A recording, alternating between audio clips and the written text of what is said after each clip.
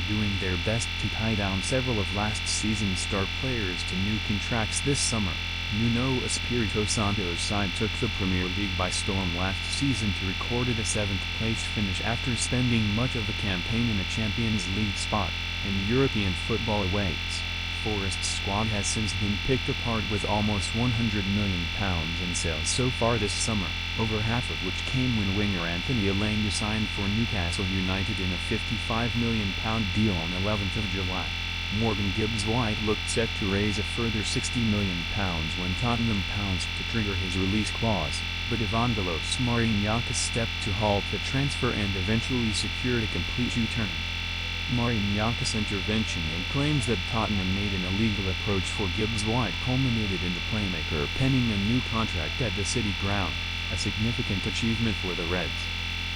Aina posts Nottingham Forest update after contract news. Gibbs-White's breakthrough deal is one of the top signings of the summer, but Forest had already made clear that they wanted to tie Ola Aina, Neco Williams and Callum Hudson Odoi down to new contracts.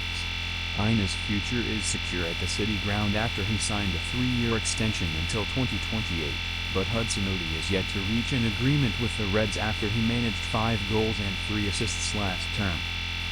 Both Hudson Odoi and Murillo are two of the key players yet to pen new deals at Forest, but the duo are focused on the task at hand as the Reds training camp in Portugal continues ahead of the new season.